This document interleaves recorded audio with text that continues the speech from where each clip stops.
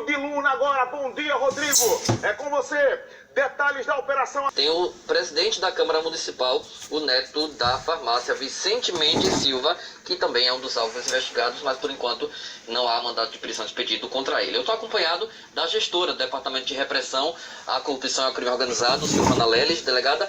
Esse avanço, essa fase 2, foi necessária para que as investigações não sofressem nenhum atrapalho. É bem essa a ideia. Boa tarde. Boa tarde a todos. Da análise do material apreendido na fase 1, da RATEI 1, associado ao descumprimento que foi evidenciado por parte desses assessores parlamentares, quer o chefe de gabinete, quer esses dois, que tinha, para evitar uma medida mais drástica, como é uma prisão, inicialmente o judiciário ele se posicionou por fomentar medidas restritivas e evitar uma prisão, porque os indícios já eram relevantes. Acontece que houve desrespeito, houve descumprimento, uma quantia de dinheiro muito grande foi encontrada no cumprimento das buscas e apreensões.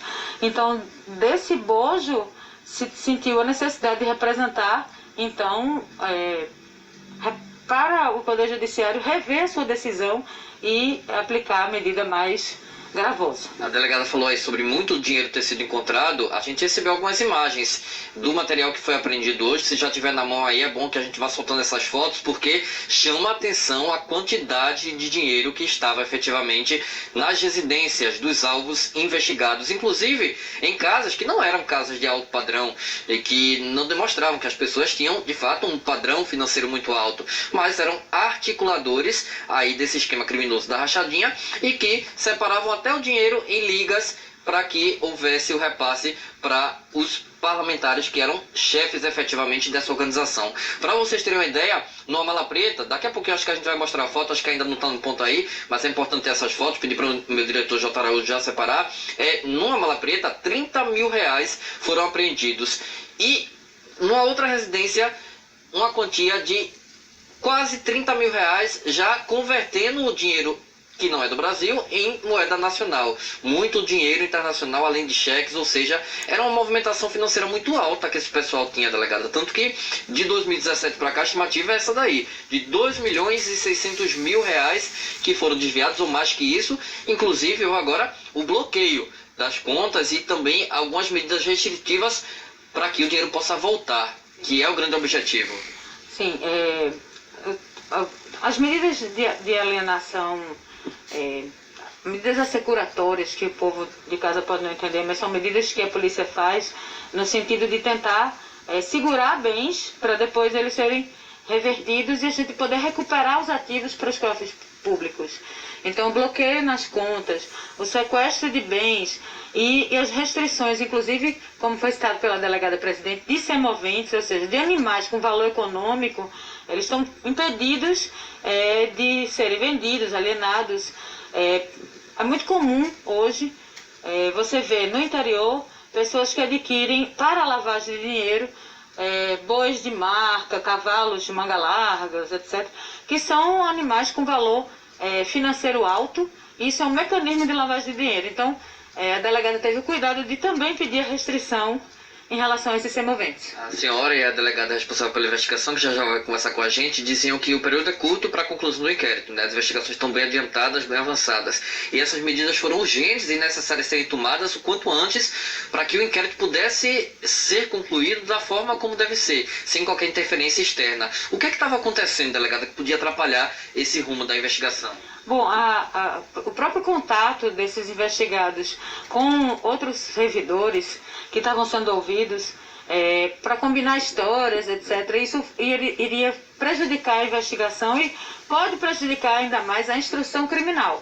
E é por isso que eles estão segregados, porque eles descumpriram essa primeira condescendência do Poder Judiciário no sentido de não optar por uma medida mais gravosa, mas sim dizer, olha, não vai poder falar, não vai poder frequentar a Câmara Municipal. Eles não respeitaram essa decisão, então o Poder Judiciário, a pedido da Polícia Civil, determinou a medida constritiva. O inquérito termina amanhã, né, porque o prazo de 10 dias para a conclusão, e tendo prisão, que foi o caso, com a prisão do vereador na semana passada, a gente tem esse prazo muito exíguo, Então a medida e a representação também teve que ser célere, por isso vocês veem esse curto espaço de tempo entre uma operação e outra. Acho que deu esse resultado que a gente realmente aguarda que seja um resultado exitoso para o rumo das investigações. Um balanço para vocês. Na primeira fase da rateio, um vereador preso, 18 mandados de busca e apreensão cumpridos e ainda 8 afastamentos de cargos, ou seja, funcionários que estão afastados dos cargos. Agora, mais 3 prisões. Eu já estou ao lado da delegada Isabela Porpino, que é a delegada responsável por essa investigação, mas antes eu queria mostrar para vocês algumas das imagens que foram registradas nos momentos em que houve esses cumprimentos de mandados de busca e apreensão. Essa mala preta vai dar o que falar, porque nela 30 mil reais foram encontrados e além de outras cédulas de dinheiro de fora do país que também estava guardado em algumas das residências. A gente está vendo as imagens e eu já começo essa conversa com a delegada Isabela Porpino. Delegada, esse dinheiro bem separadinho, esse dinheiro encontrado em residências que não eram residências de pessoas que demonstravam ter um alto poder aquisitivo, dão sinais de que, ou são sinais a mais de que esse esquema acontecia, que o dinheiro estava sendo desviado. Boa tarde. Boa tarde a todos que estão nos assistindo em casa. Exatamente, constitui mais um indício da prática de rachadinha na Câmara Municipal do Cabo de Santo Agostinho. Para quem ainda não entende o que é esse esquema de rachadinha, para a gente exemplificar bem com o que acontecia lá. Servidores, como por exemplo um chefe de gabinete de um vereador, ele chega a receber um salário de mais de 12 mil reais lá no Cabo de Santo Agostinho. O que é que acontecia com esse dinheiro? O salário não ficava todo com ele, assim como os salários de outros funcionários eram diversos. Exatamente. Para quem está aí em casa nos assistindo entender, o próprio parlamentar ordenava, ou pedia que o assessor repassasse parte do salário, a maior parte do salário, que no caso em concreto chegava até 90% dos salários, para o parlamentar. Então retiravam a parte que ficava com o comissionado, uma parte ínfima, e o resto se passava ao parlamentar. Na primeira fase da rateio foram 8 afastamentos de cargos, então a gente supõe que pelo menos 8 pessoas estavam trabalhando mais nesse esquema da rachadinha, só que o número pode ser ainda maior. O esquema poderia estar envolvendo, além do gabinete do vereador Flávio, que foi o vereador que está preso, o Flávio do Fórum, outros parlamentares, ou pelo menos mais um parlamentar, delegada? Exatamente. As investigações focam no parlamentar citado. Contudo, nada obsta que outros parlamentares também estejam envolvidos. Na prática, como é que esses funcionários eram, eu não sei se a palavra certa é aliciados, chamados para participar desse esquema, porque eles sabiam do crime e estavam praticando o crime também. Mas como era feito esse contato, como era feita essa negociação, essa jogatina? Cada assessor tem uma peculiaridade, mas aqueles de confiança dele concordavam previamente em ceder seus salários e, em contrapartida, recebiam algo. Não prestavam trabalho de alguma forma, tinham uma contrapartida, muitos faziam parte de igrejas evangélicas e tinham casamentos promovidos pelo próprio parlamentar. Então também tinham uma contrapartida para esses assessores. Outros não, outros eram realmente coagidos a darem seus salários e estavam ali por necessidade. A gente está na fase já das punições, Já teve prisão, aí mandado de prisão que aconteceu, mandado de busca e apreensão, restrição dos bens deles, mas essas outras pessoas que eram os que estavam lá na ponta de baixo, quem teoricamente trabalhava, recebia e tinha que repassar parte do dinheiro para o vereador de volta, também podem ser punidas. Houve um crime por parte deles também. Exatamente. Na medida em que eles participam do esquema, coadunam com isso e não denunciam o esquema, eles cometem um crime.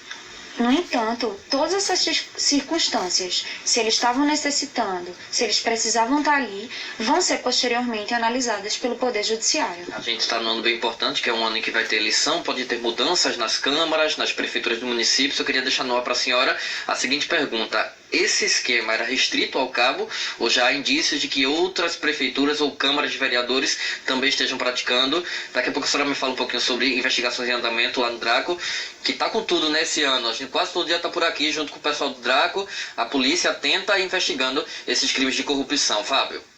Obrigado, Luna. Daqui a